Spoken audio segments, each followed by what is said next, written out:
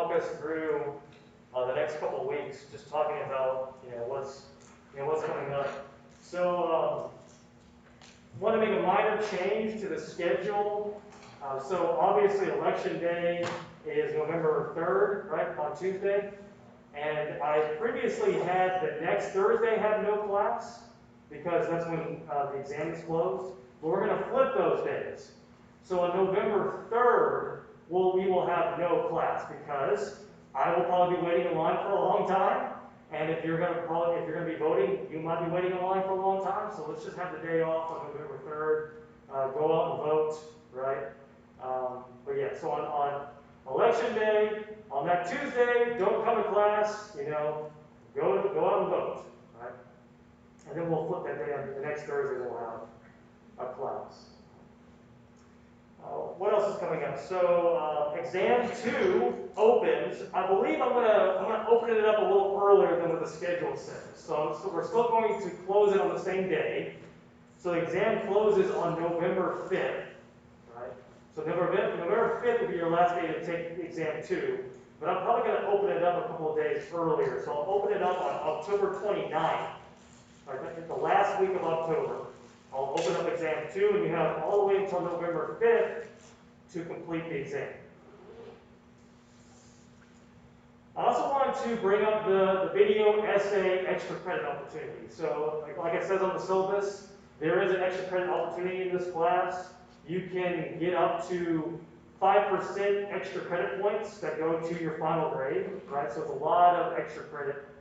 So up to 5% extra credit on your final grade for this extra credit assignment.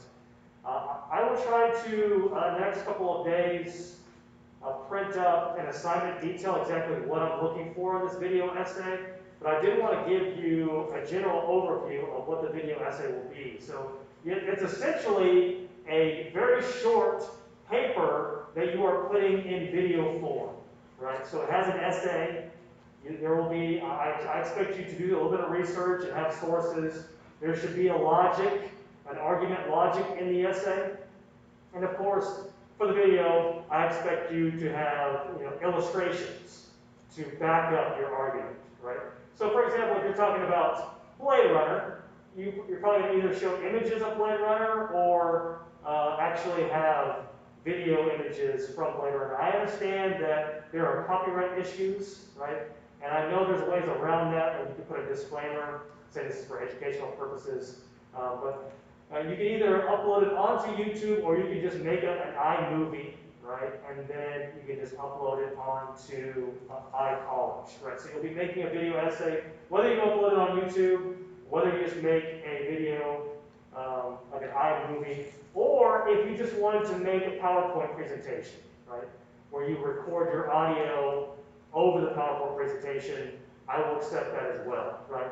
But you still need the main things are, you need an argument, you need like an argument logic, right? So that you need images that back up your arguments, and it needs to be within 4 to 6 minutes, right? So it needs to be within that time frame. In fact, I will deduct points if you go over or under, right? Especially if you go over, right? I will deduct points if you go over for your video essay. That's the general overview of what I'm expecting for the video essay, and I understand that some of these are a little more complicated to make. That's why I am allowing you to make like a PowerPoint presentation where you're just recording over your audio. That is totally acceptable. That is totally fine. But if you wanted to make something a little more creative, a little more intricate, you can do that as well. We can just upload onto YouTube or make an iMovie. That is available for you. But does anyone have any general questions about the assignment, extra credit assignment? The extra credit assignment is due November 17th, so it's coming right up. Remember, I purposely made it to where the extra credit opportunity wasn't at the end of the semester because I want you to get those in quickly. That way I have more time to grade them and review them. All right, so once again, that is available to you. That is totally optional. That is, if you wanted that extra credit opportunity, that is your only extra credit opportunity. All right, any questions about anything? All right, let's start out with our warm-up question here. If you could only have one beverage for the rest of your life, Other than water, right? Because then everyone's just going to say water. Right? If you could have only one beverage for the rest of your life, other than water, what would it be? Mine's pretty simple. It doesn't take me long to think of it. It's coffee. Obviously, coffee would be my beverage. I drink it black, coffee, and that's all I need, right? Is coffee. I have recently got into Zevias. I don't know if you're familiar with Zevia. Does anyone know what a Zevia is? It's it's one of those soda drinks, healthy soda drinks, right? I enjoy those. But what about you? I saw many hands. We'll start over here. Yes. I would say Sprite. Sprite is your go-to. What about 7 Up? You okay with 7 Up? No. McDonald's Sprite is like Static water. yeah, Static water. It literally it's tastes so I don't good. know, but it's so strong. But like yeah, I also like static water. Okay, sure. It's the Like Nutella lukewarm water. water is so good to me. What do you're saying static water? Like it Yeah. just tastes like like TV static. Yeah. Yeah. You don't know what TV it would static. taste like, but if you were to consume what it would taste like, it would taste like liqueur water. TV static. Oh, so you're talking about like a carbonated water. Yeah. Okay, like a seltzer water. Yeah, exactly. Okay, static water. I like it. But it is All right, your Sprite. But no 7 Up. You said no 7 Up. No. Well, let's put you in a scenario. You go to a restaurant.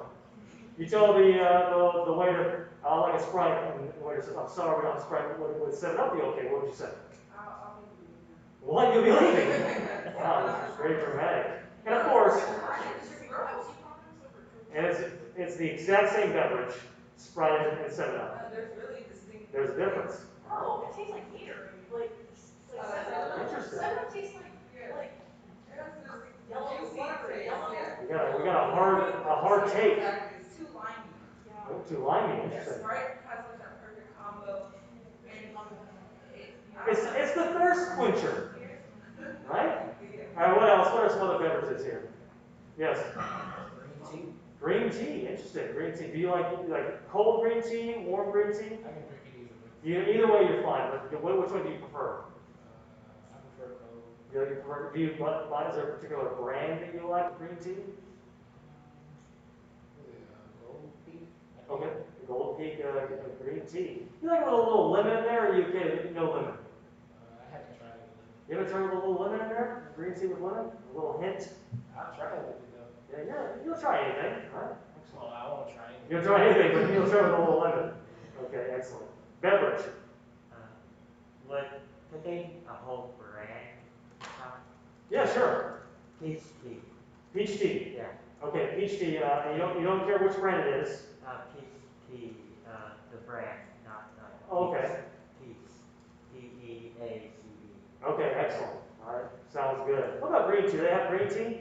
I'm pretty sure they do. They have a whole variety of flavors. He's on board with a little bit of lemon too. My favorite is lemonade tea. Okay, excellent. Lemonade tea sounds delicious. Yes, Vivek. Either iced coffee or they're called Izzy's. Dizzies. Yeah. Tell me about Dizzies. No, Izzy's. Izzy's. Well, tell me about Dizzies. No. Yeah, Izzy's. What is Izzy's? It's kind of like a semi-carbonated juice. I don't know how to explain it. Okay, yeah. Yeah. Excellent. If you go to like Chipotle, Yeah. they're really nice. They have a bunch of Dizzies. Is it like a LaCroix? Is it like a LaCroix? They reconstitute juice from concentrate with sparkling water. Oh, it sounds delicious, right? Yeah. A little bit of static in there. Add some static. Rub your feet on the floor, touch it. There you go. There's your Dizzy. All right, yes. It would have to be between like an iced vanilla latte because I love espresso. Okay, espresso, iced vanilla latte. There's something about me being lactose intolerant but still drinking milk. It gives me some sort of personality, you know? Interesting. I don't know if I want to know what you mean by personality. But there's something about like looking at the pills that I have to drink and I'm actually doing this to myself. Like I'm causing myself pain, but it's worth it. it's interesting because I am also lactose intolerant, but I have no interest in milk whatsoever. And I used to love milk, but no thank you. I'm not interested in my personality coming out. I'm not on board with that. We got one more beverage before we move on? I'm glad no one said sweet tea. Oh, interesting. I was thinking about saying sweet tea, but I was like, Do we have a hatred of sweet tea? Do we have a hard take on sweet tea? Yeah, I don't like it. No, Chick-fil-A sweet tea. I'm not a big fan of sweet tea as well. Yeah. Yes, Arizona. Arizona, it's a brand of tea. Yeah, it's red. I was gonna say Arizona. Say that? Arizona? I thought it was a tea. Is it not? Is it not? Is it not a tea? It's like multiple different flavors. Okay, excellent. What's your favorite? Mango. Mango. Sounds. What about Zevia? You okay with Zevia? You ever tried a Zevia? It's fine. It's fine. I'm watching my figures. That's why I'm drinking the Zevia. All right. Excellent. Okay. Moving on. All right. So let's go into some serious questions. Describe the historical moment during this time period. All right. So we're entering the post-war era. Yes. What's going on now? Isn't this like the golden age of Hollywood? Okay. Golden age of Hollywood, right? And there's different moments during this time period, but yeah, we tend to consider this to be sort of the golden age of Hollywood. Most certainly, yes. The baby boomer era. The baby boomer era, right? That's where okay boomer comes from. Now you know. Now you can put that in historical context. These are the people who are being born during this time period, right? Yes. Beginning of the Cold War. We're starting the Cold War, hostilities between us and Soviet countries, including Russia, the Soviet Union, right? Excellent. Yes? Yeah, the Red Scare. The Red Scare, what do you mean by that? McCarthyism and all the witch hunts for communists in Hollywood. Right. Right, there is a growing hostility, growing paranoia with this fear of, communism leaking into, for a better word, leaking into the United States, but not only coming from other countries, but actually brewing from the inside. There's this fear that's generating this anxiety, and it manifests in some pretty interesting things that we're going to talk about here, including those hearings. But yeah, you're right, the Red Scare is where you're starting to see this anxiety brewing over this fear of communism, the popularity of communism. Yes? Then the civil rights movement started. Civil rights movement during this time period as well. Excellent. Great. Moving on to the next question. What were the hearings? And how did they impact Hollywood? Yes? Senator Joseph McCarthy from Wisconsin started a series of congressional hearings on the House, I'm sorry, not Senator, but House of Representatives, House Un-American Activities Committee, to investigate communist sympathizers in the United States. Yeah, so the HUAC, right? HUAC? Yeah. HUAC was designed as a series of investigations in order to sort of to seek out communist sympathizers in Hollywood, right? It was essentially this witch hunt into Hollywood, certainly. And we'll talk about that here in a little more detail. What was the Paramount decision, and how did it influence the majors and minors? Remember we talked about the majors and minors? They were vertically integrated. Yes. Basically, this is when the majors and the minors were pretty much monopolizing the film industry, and so there was, I guess, a lawsuit against that, and basically it was saying that the Paramount decision was they had to stop block booking, Mm-hmm. and they had to, I believe, they had to like give up their line, what was it called? Their theater chains. Their theater chain. Yeah, excellent. Right, exactly. So more independent studios can come in and I guess make films. So what happened was these majors and minors started making less films, but they were more expensive, Mm-hmm. and left the cheaper films to the independent studios. Great, yeah, a lot of very good information there. So, first things first, Paramount decision was a Supreme Court decision, came down to, said that it's unconstitutional for these companies to have essentially a monopoly in the Hollywood industry, and they forced them to sell their theater chains. So they had to break up these majors, and they had to sell their theater chains. Only impacted the Big Five. It primarily affected the Big Five. It allowed independent filmmakers and some of these smaller companies to, because what is block booking again? Remind me what block booking is? You require a theater to take a whole slate of films Yeah, and you require the theater to take only your movies, right? So, you know, if you were an independent filmmaker, you couldn't get your film screened anymore because they were blocking it. And keep in mind, this was the era of only single screen theaters. The multiplex didn't exist yet. So Yeah. if you had to take Fox's entire slate, it severely impacted your business. Very good point. Excellent. All right. Great. The Paramount decision. All right, so let's go into, did the Hollywood studio system, did it improve? Did it grow? Did it decline? All right, so now we're starting to see there is a decline in the Hollywood studio system. What caused it to decline? There's multiple factors, but what were some of these factors?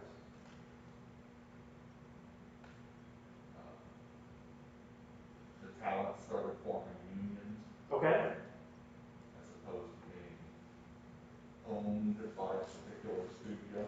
Okay. Yes. People started moving to the suburbs and like they were more selective about the films they went to see. Yeah, this is one of the major factors, right? You're starting to see this mass exodus from the cities, right? Often called the white flight, right? You're starting to see this mass migration of white Americans leaving the typically racially diverse cities into the suburbs, right? So you're starting to see this sort of segregation going on with those who are more economically sound moving to the suburbs, right? And because, you know, because the United States' racist past, and typically white Americans were often well off and they could leave the suburbs, right? And this had a huge impact on the film industry. Yes? Like other activities begin to rise, like walking sports and other leisure activities. Yeah, exactly. That's a great point. There's other competition now for films. Television. Television is a major competitive, major competition for. Then you're seeing more like live sporting events, amusement parks. These are all, many other things that are competing with film. Previously, it was essentially film and a couple other things you could go to. But now there's so much more for people to go to. A lot more entertainment. So the film industry is competing with those. Yeah, which I feel like is why people started to become more selective, like they've been. They feel like that was the only thing you could do anymore. Exactly, and that sort of leads to the trend where you're starting to see bigger budgets for films because these need to be more of a spectacle. Like it needs to be a bigger deal to go see a film. I need a reason to go to the movie theater. Right. So there are bigger budgets, bigger films. Yeah, exactly. Great. What I want to do now is I want to watch a couple clips of Rebel Without a Cause. Fans? No. Rebel Without a Cause, 1955. And we're going to watch a clip, and then I want to talk about it. But I want you to put your film analysis caps on here. I want you to think about the historical moment that we're in right now. And what this scene is sort of showing us about the particular time period, the culture, the ideology, right? The anxiety that manifests in these films. And it's important to state that oftentimes these manifestations of anxiety are often not intentional by the director or by the writers. So they're not saying, I want to say this about life right now, but oftentimes they're not doing that. It just happens based on how they're putting the film together. So we'll watch this clip and then we'll discuss. This is Rebel Without a Cause.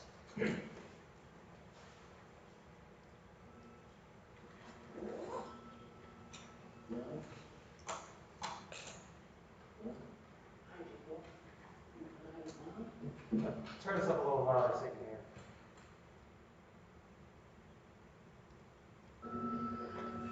No? Well, I did what? You thought I was mom? Yeah. Well, Carol's out. I was getting mom some supper. She doesn't feel too well. What'd you do, drop it? Yeah. You dropped it? Yeah.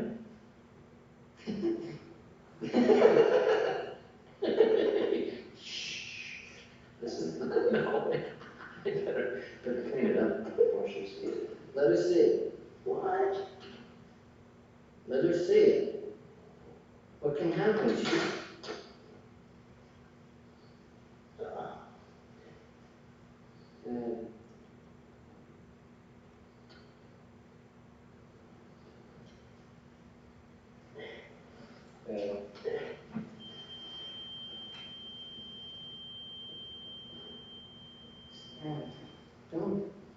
I mean, you should, don't. What do you?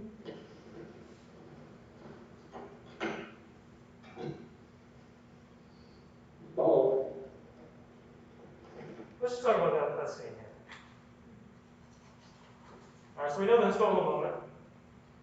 What are some things that you're noticing about this clip? Yeah. James' dad is kind of taking on a domestic role. He kind of seems uncomfortable with it, the way he reacts to his father's apron wearing and bringing supper to the mother and then cleaning up. He just doesn't really see how important it is about it. Right, and there's this resentment with his father sort of taking on this domestic role, right? The father's wearing the actual cooking gown, what do you call it? Apron, there you go. He's wearing the apron. It's very feminine. He's on the floor. He's dropped the food, sort of like a goof, right?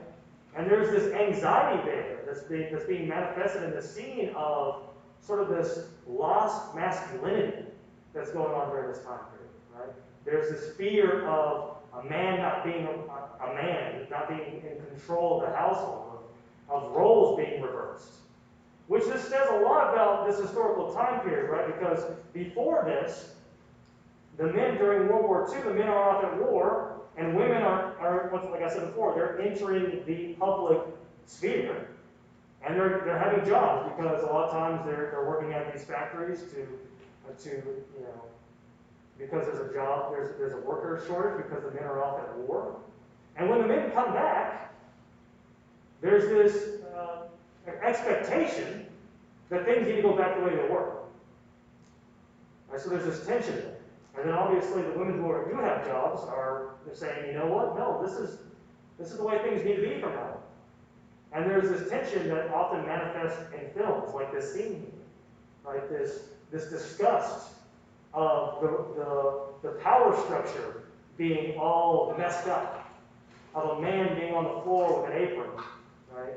This idea of a lost masculinity, of this negative outcome of World War II that's sort of disrupting the family unit. I wanted to show another clip from the same film. This is a scene with Jim fights with his parents. To set this scene up, if you haven't seen it, no, without pause, there is an accident in a race, or I guess it's a chicken fight, right?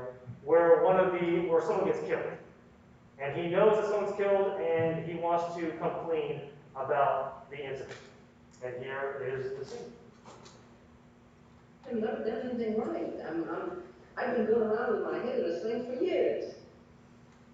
I don't want to drag you into this, but I can't help it. See,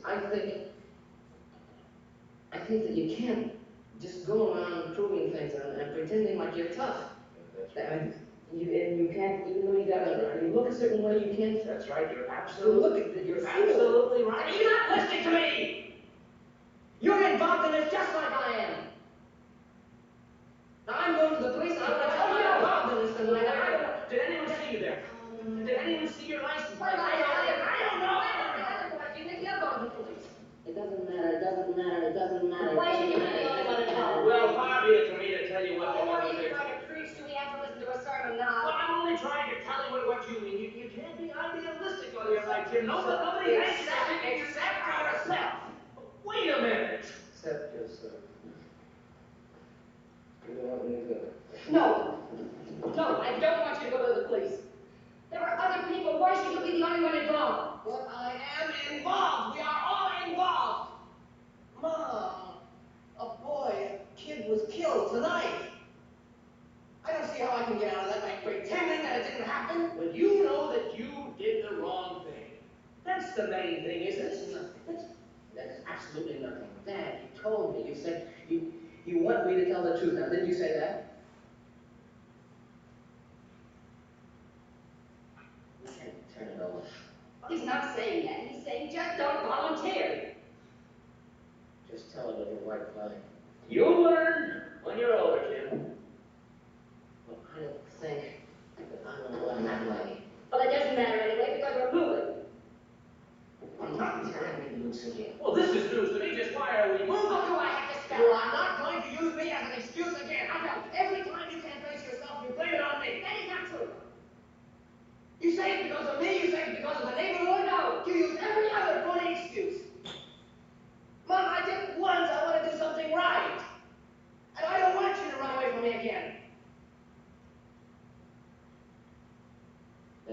This is all going too fast You for better me. give me something.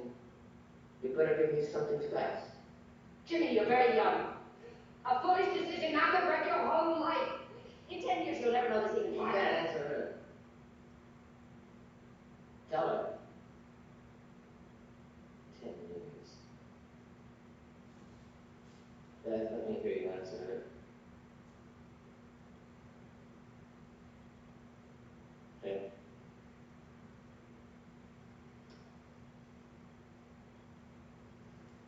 All right. So let's talk about this. What are some things that you notice in this scene?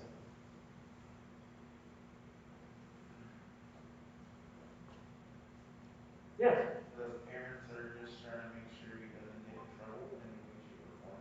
Right. So there's this theme of the parents, almost as like this cowardliness of the parents in a way, right? Where the young son seems to be the morally right person in this scenario, which is interesting, right?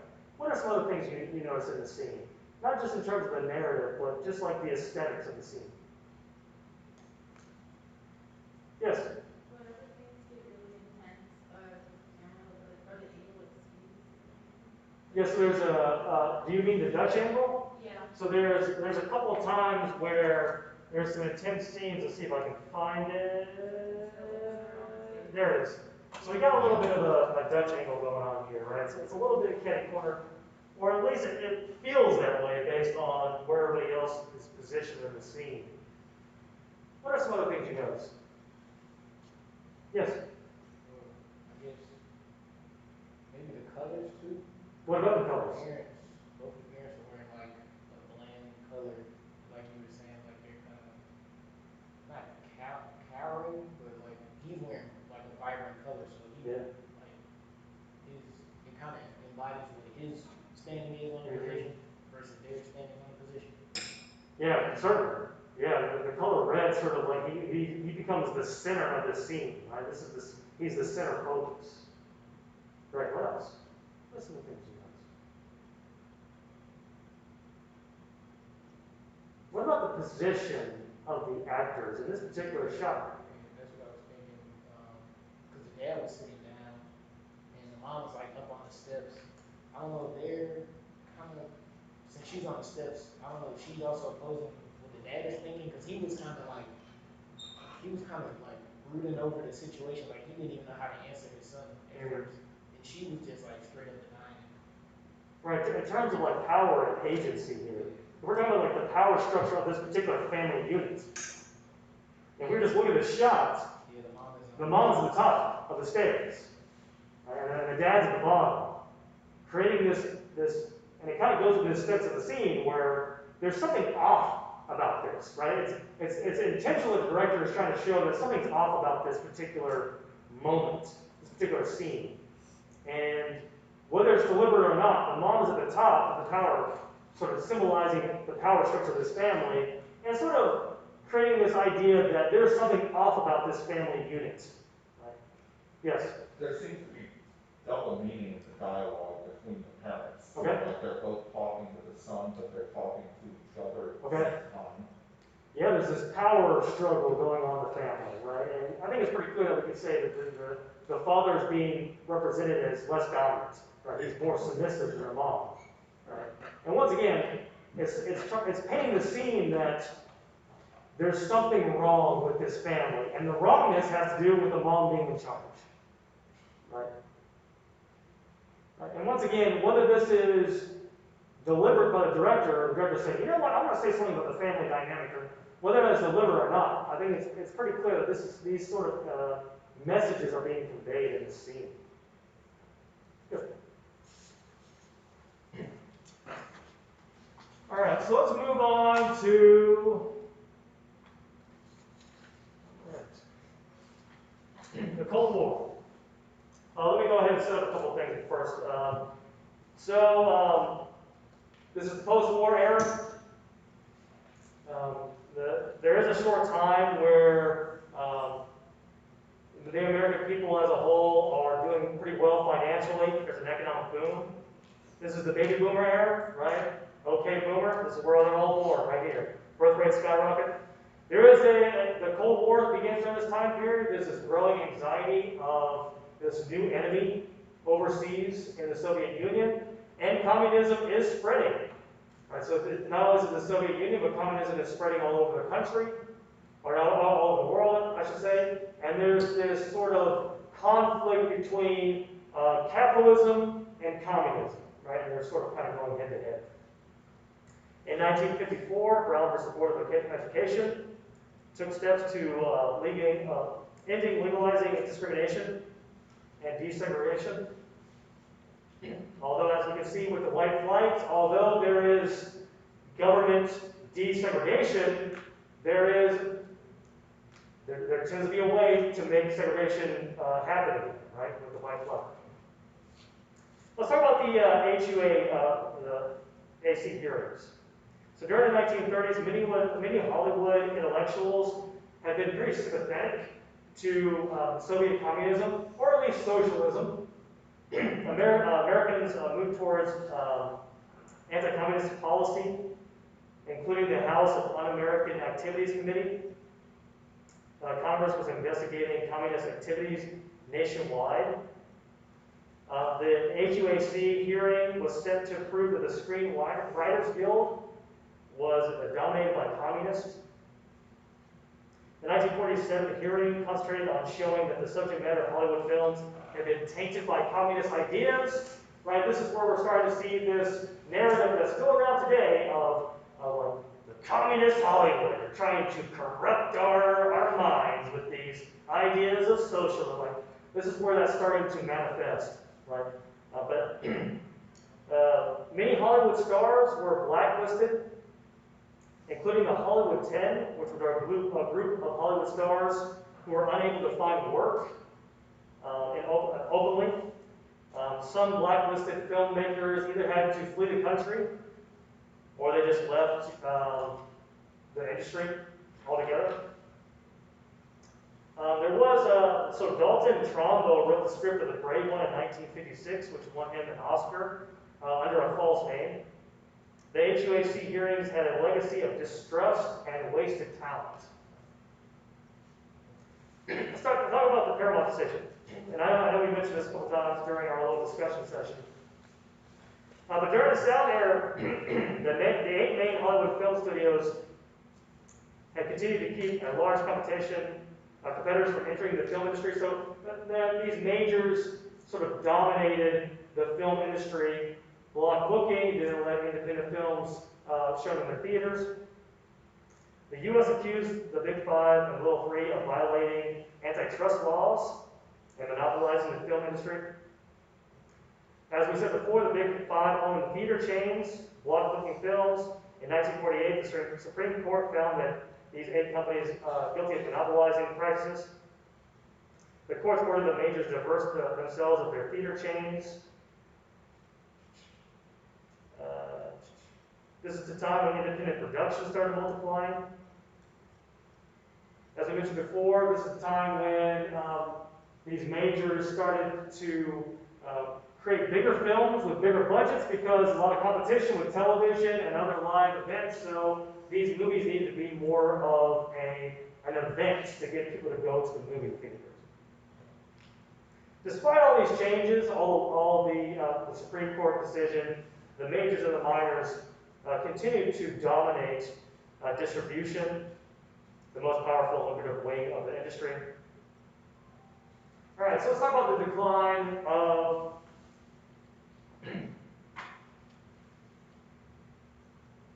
let's talk about the decline of the Hollywood studio system. So, after 1946, Hollywood's domestic fortunes began to sag, attendance shrank, 4,000 theaters closed during this time period. RKO, right, went through several owners and actually went out of business in 1957. Just in case you're wondering, Disney actually broke off their agreement with RKO right before RKO collapsed and created an independent film production studio. Changing demographics continued to late in the 1940s slump. As I mentioned before, what's often considered to be the white flight, right? So a lot of a lot of white Americans left the cities into the suburbs, and this had a huge impact on the film industry, where many theaters were in the city, and when people are leaving the city, then this has a huge impact on theaters. Moving on. Other activities like television, sporting events, amusement parks were competing with movies. All right. Let's talk about Cinerama. Is that the next one slide? Cinerama was a projection system that created a multi-panel image. So you have 3 projectors that would project 3 different images to create this widescreen image.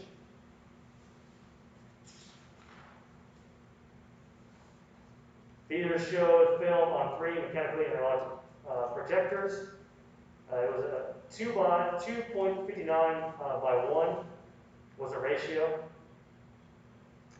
I do want to show a quick clip from that. Here's Cinerama. Cinema history was made in Glasgow. The newly named Coliseum Cinerama Theatre now seats 1,300. The sumptuous bars and all other appointments set a new standard in the great city's places of entertainment.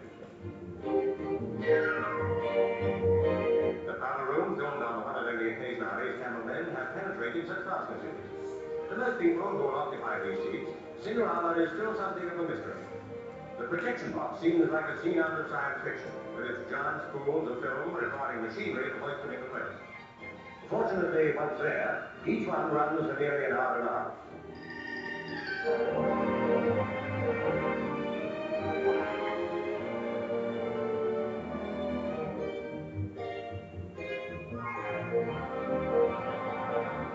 The enormous curved Cinerama screen, 90 feet wide, 30 high, puts you into the picture. There was a crowded audience for the opening performance, and there to receive Glasgow's very important persons came some of ABC's top executives.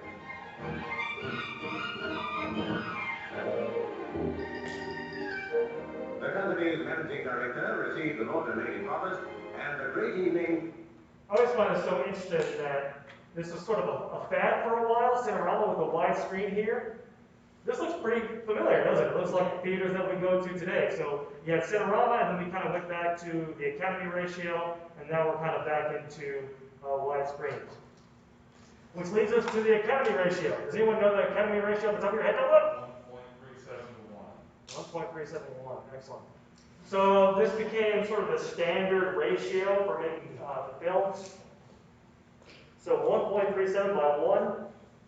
Before this, silent films were 1.33 by 1. And because you need a little more room for sound on film to add sound, they had to increase the ratio a little bit because you needed extra space. It also standardized the aspect ratio and the frame rate of 35 millimeter. Does anyone know what the ratio, the ratio is today? Yeah, there's 2. There's flat and scope. Flat is 1.85 to 1, and scope is 2.39 to 1. That's what I was going to say. Widescreen is probably closer to 2. So widescreen, like people know of at home, is actually flat. Okay. The 9 by or 16 by 9 that TVs are made in are the same, roughly the same as the flat in a movie theater, and then the scope is 2.35 to 1. Sounds good. I like it.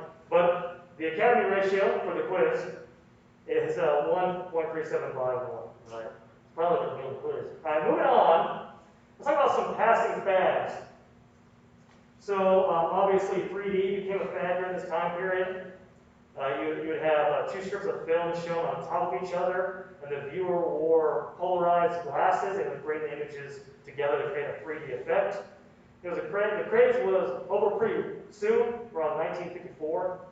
There was other particular fads, including Aroma Smell-O-Vision, although these had largely negative responses. So you'd go into the movie theater and either A, they would pump in the smells that were supposed to be associated with the image that you saw, or they would have one where you would have a card, and when you were watching the film, you would scratch, like a scratcher sniff, and you would smell it while you were watching the film, right? So those were the two fads. Both were not very popular. Can anyone tell me why they were not popular? The smell probably lingered through the whole movie. Yeah, there's really no way of controlling with sound. You can start it and you can stop it. With images, you can start it and stop it. With smells, once you pump that smell in there, it's probably going to last a while.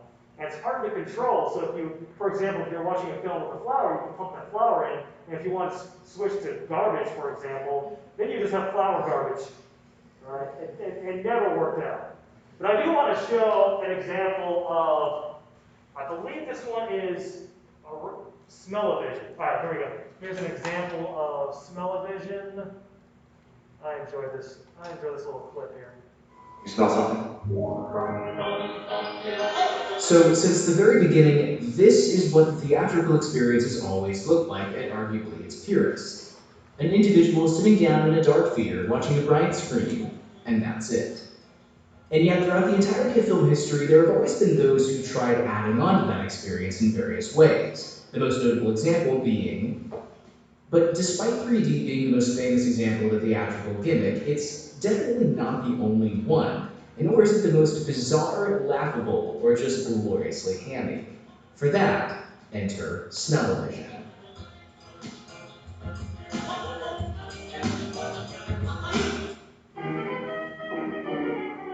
It was the 1939 New York World's Fair, and the eyes of the public were on the world of tomorrow. Somewhere in between exhibits on cosmic rays and the unveiling of Electro, the smoking robot, was this man, Hans Lauer, who had arrived at the fair to present the newest cinematic technological marvel that theoretically produced distinct smells as quickly and as easily as the soundtrack of a film produced sound. Scent-o-vision. Now, of course, to any contemporary audience looking back, such an idea seems entirely unnecessary, distracting, and just plain goofy. But remember, this was 1939. Not only had cinema practically just been born, but it had barely been a few years since sound itself was introduced. And it certainly wasn't devoid of naysayers decrying it as just some sort of gimmick. Just a toy. It's a screen. It's vulgar. Alright, do you think they'll ever really use it? I doubt it. Warner Brothers are making a whole talking picture with this gadget. The jazz singers. They'll lose their shirts. What do you think, Dexter? It'll never amount to a thing. So, smell? Why not? If you could add sound to films, then why not smell? Why couldn't it be just as valid an element to add into the movie business? That, at least, was Lauer's line of thought. But exhibitors didn't bite.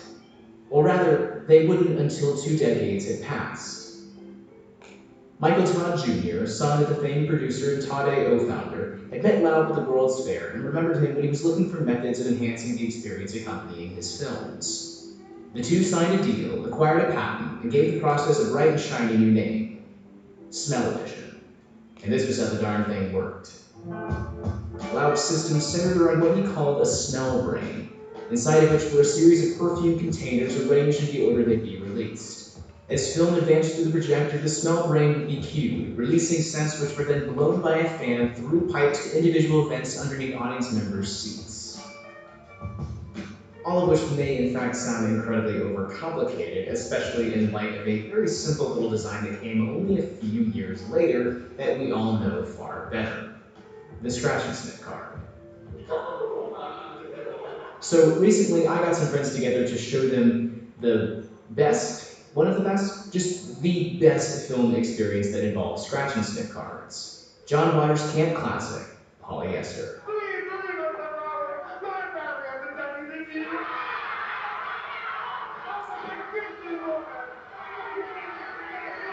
Which, if you haven't seen it, takes a bit of a prankish spin on the whole concept.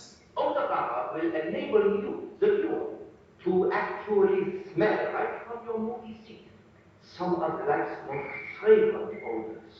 When a number appears on the screen, that is your signal to scratch and to sniff the same number on your autograph card. Look, use anything you want. Does it actually smell? Does it? Wow! a spin that I maybe kind of definitely left out when telling everyone what we were watching.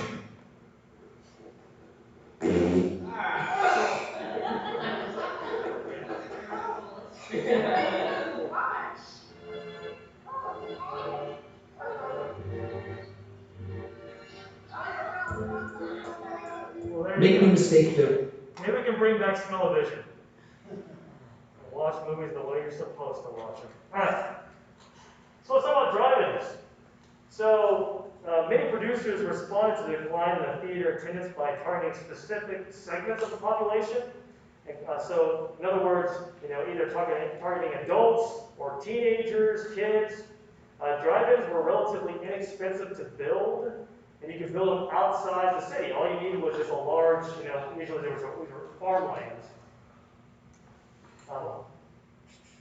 Although not ideal to view, very popular with the teenage market, right? Sort of associated with like rock and roll, musicals, juvenile delinquencies. And of course, when you went to the movie theater during this time period as a teenager, you were not just going to see the movie, you were doing some extra things as well. But owners did not need expensive building only, or all they had to do was build a screen and speakers. Often had affordable tickets. By 1956, more than 4,000 ozoners, is what they call them, were operating, and by 1950s, 1/4 of box office income came from drive-ins. So drive-ins became very popular during this time period. And actually, during the pandemic, there has been a comeback with drive-ins. I want to show you this news story from NBC News. Old is new again. The nation's drive-ins, once relics of a bygone era, now the featured attraction. From Sacramento, California to Ocala, Florida. Back to the big screen right behind you. Some drive-ins reporting up to a 60% jump in business. We think it's very cool. You've never been to a drive-in? We never been. To ensure social distancing, cars now park every other spot. The orange fencing is for social distance. A night out at a safe distance, the drive-in just may be the perfect escape from the realities of coronavirus. I've had 3 friends who passed away from this, as well as 2 family members who also succumbed to COVID-19. And we both come from Cocoa Beach, which is 2 hours away. We came up here just to get away. Drive away your worries. Drive-ins in America date back to the 1930s. This one, built in 1948 in Ocala, Florida, was in ruins until John Watsky revived it a decade ago. It was in his blood. His father and his grandfather were both projectionists. A lot of people have been in their homes and saying, what would I do without Netflix? But also kind of trapped inside their houses. What is it that the drive-in has changed? Well, it gives them the opportunity to get out of their house, to take a road trip, so to speak, and spend hours with their family watching movies in the safety of their own vehicle as if they were in their home, but yet they're out in the fresh air and they're enjoying something. In the 1950s, they had a similar problem. Back then, it was polio. When they eventually had a vaccine, they even gave moviegoers shots when they came to the drive-in. In a nod to nostalgia, The show starts in 10 the minutes. $6 per person double features are always preceded by this. The show starts in 9 minutes. But in a sign of the times, folks are kept apart by ordering snacks on an app. When was the last time you guys went to a drive-in? It's almost 40 years ago. For others, this is a new experience. And I like it because it just kind of gets to chill in the car. Something different. A night at the movies in the age of coronavirus, now playing at a drive-in theater near you. All right. Has anyone gone to a drive-in? You have gone to a drive-in. How was it? There's one here in Atlanta. There is. Yeah. Have you all gone to the same one? Yeah, totally. What'd you see? It was a while ago. I saw Knives Out. Saw Knives Out? Yeah.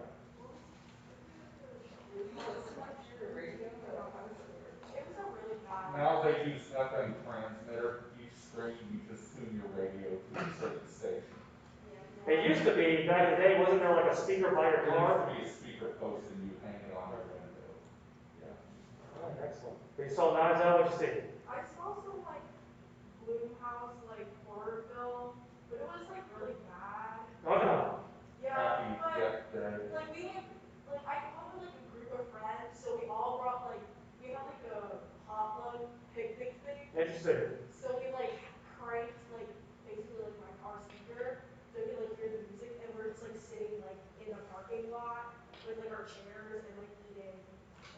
Sounds fun. Yeah. Did you have a good time? Yeah. It's Excellent. a really shitty movie. Okay. And that movie was Knives Out. All right, moving on. So art films became popular during this time period.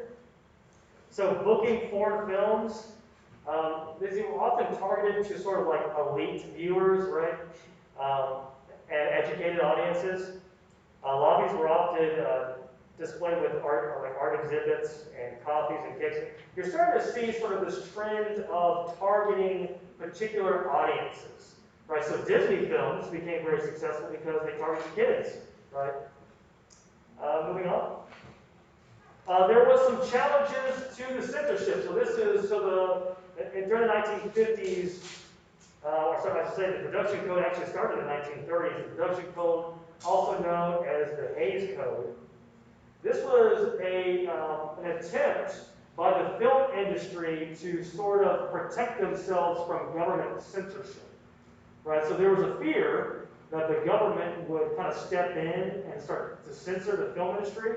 And in order to combat that, the film industry said, hey, look, what if we do it? What if we regulate our own film industry? It's sort of the way what we're doing with social media and the internet now. There's a lot of analogies between film industry, the early film industry, and sort of social media that's happening right now, where there is this fear that the government's going to step in and start regulating the internet and social media. So what social media, like Facebook and Twitter, are starting to do is they're starting to regulate themselves now. They're like, oh crap, if we don't do something, the government's going to take over. We're going to create an agency or whatever, or regulate. So now you're starting to see Facebook, combat fake news and that sort of thing. Like they're starting to censor stuff. So you're starting to see a lot of analogies between the internet today and the film industry during that time period. So the production code set guidelines for film content, which regulated or resulted in the production code. There was no national censorship like many other foreign countries. No theater belonging to the association, so the MPAA, or the Motion Picture Association of America. No theater belonging to the association would show a movie without approval from the MPAA. Once the five majors divested themselves of their theater chains, however, exhibitors were free to show unapproved films. So now you're starting to see sort of this push against the Hays Code, the production code, where you have these independent film studios and independent filmmakers sort of pushing the envelope a little bit.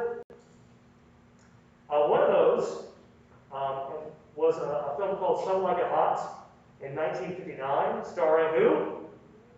Marilyn Monroe.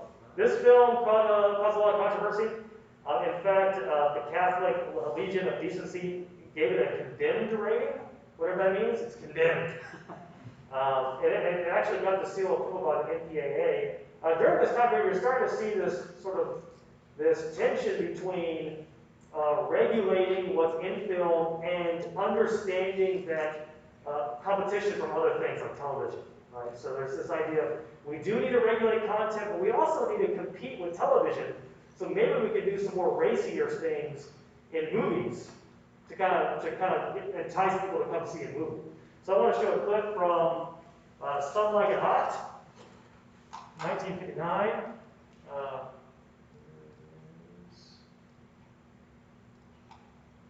You're not giving yourself a chance. Don't fight.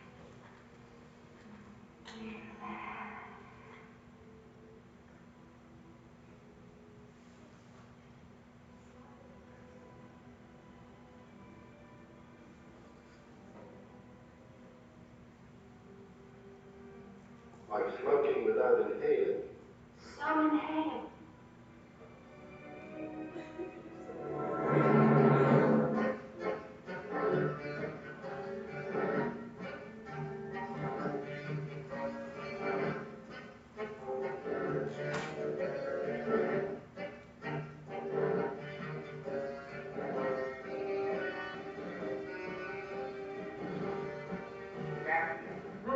You're leaving again. Sure.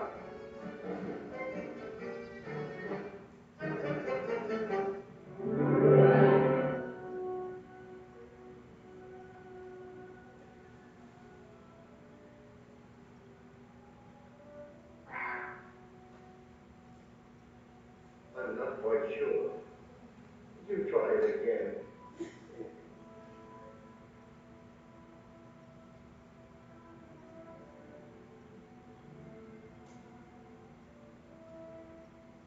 I got a funny sensation in my toes.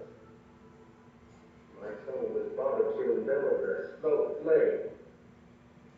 Let's do another log in the fire.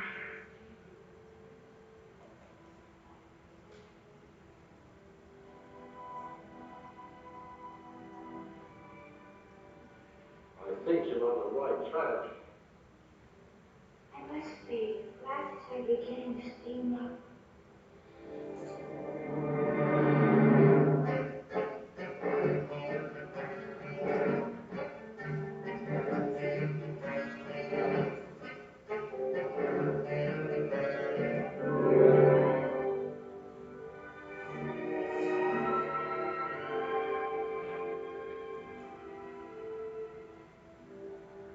I never knew it could be like this. Condemned. So obviously pretty racy for that time period, pretty racy for right now, I would say. Moving on to, so this time period, though, you're also starting to see some more sophisticated storytelling in terms of like, you're starting to see some flashbacks and jump cuts and that sort of thing. Including low-key versus high-key lighting. So I want to show you an example of low-key versus high-key lighting.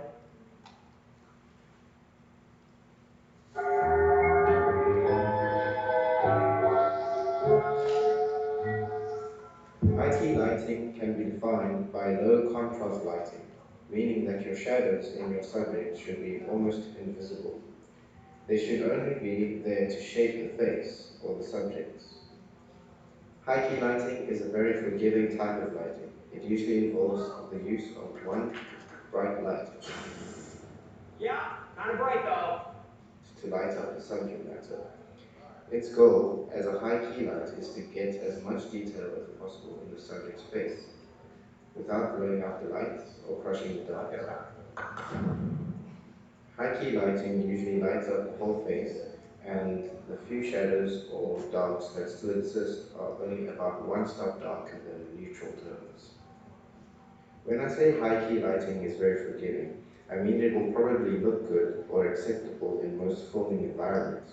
This is why a lot of documentary filmmakers like to use a big key light, as it is very quick and easy to set up and still looks relatively good. High-key lighting is good for sitcoms because the subject matter is often moving around a lot, which makes it difficult to set up specific lighting every time the actor moves.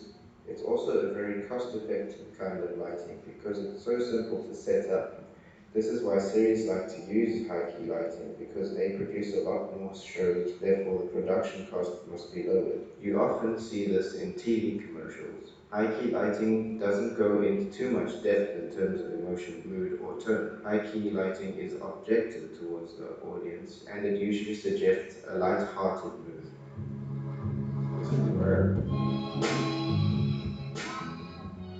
Low-key lighting is the exact opposite to high-key lighting.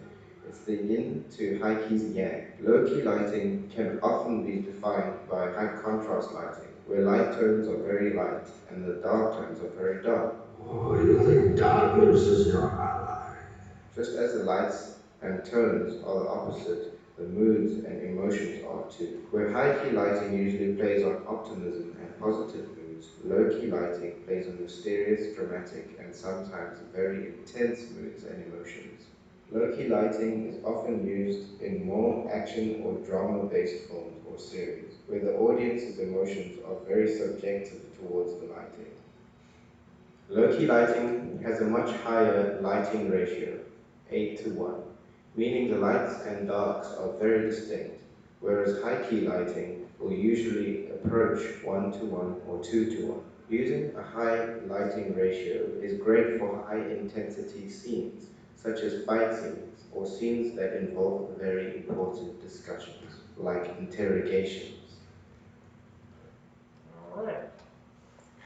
Low-key versus high-key lighting. I also want to bring up package unit approach. So this package unit approach would be when a producer or an agent would put together a script and a talent together. So not just delivering the script but saying, hey, look, this is my script, but I also want this person to be in the film together, right? So it's a package unit approach. That dominated Hollywood production by the mid-1950s. Many stars and directors like James Stewart and Alfred Hitchcock became very wealthy by doing this kind of a package unit approach. It also gave greater freedom to directors and stars, so you're starting to see more of like the Hollywood studio, the Hollywood star system, right? All right. Other trends during this time period, like I said before, narratives became far more complex. We started to see the addition of flashbacks and non-linear storytelling. Many of the camera techniques during this time period were influenced by German Expressionism and French Impressionism.